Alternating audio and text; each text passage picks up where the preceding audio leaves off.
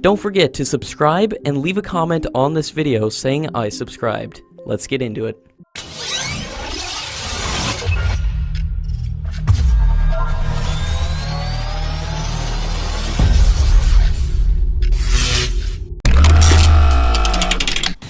According to latest reports, the remaining aircraft from the initial operational clearance block, from SP-12 to SP-16, are presently on the final equipping phase.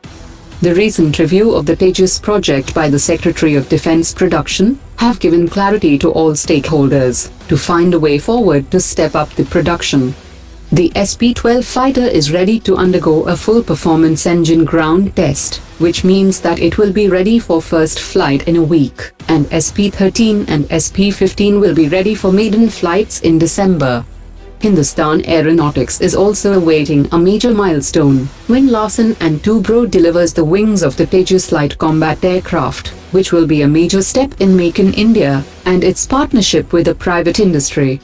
According to Hindustan Aeronautics, the first FOC fighter SP-21 will fly out by October 2019.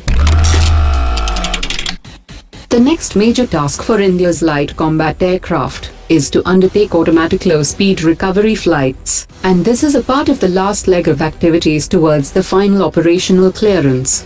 The Aeronautical Development Agency, Hindustan Aeronautics, and the test crew from National Flight Test Center are all geared up for this impending test.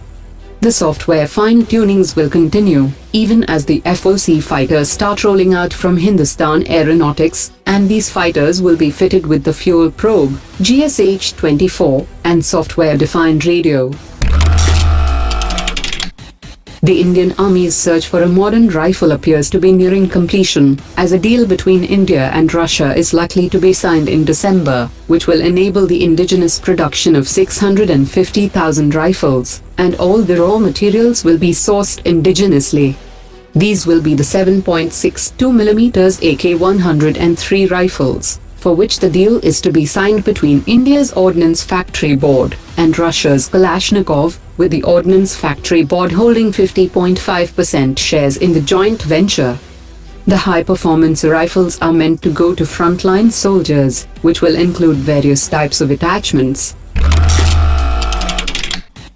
Garden Reach shipbuilders have laid the keel of the first stealth frigate of Project P-17A in the presence of senior officials of Indian Navy. The contract for building advanced stealth frigates was concluded with Mazagon Dock Limited for 4 ships and Garden Reach shipbuilders for 3 ships.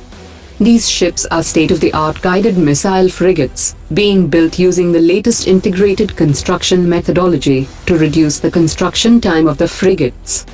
As part of technology upgradation, Italian firm Fincantieri has been appointed as consultant for technology upgrade and capability enhancement, and the first ship is expected to be delivered in 2023. The Indian Air Force Chief has said that the Air Force is fully prepared to deal with any challenge to protect the national interests of the country.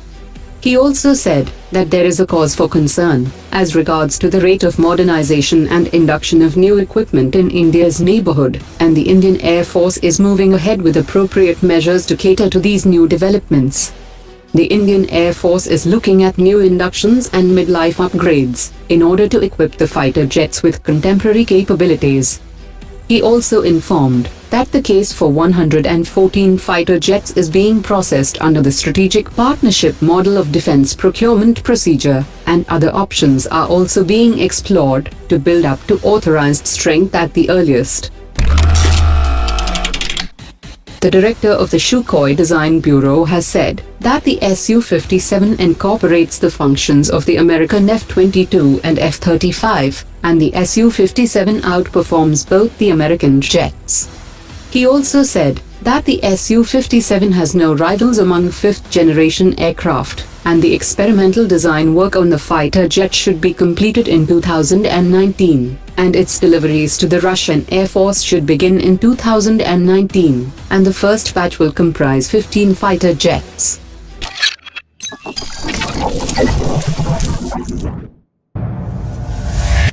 Omar dropped it.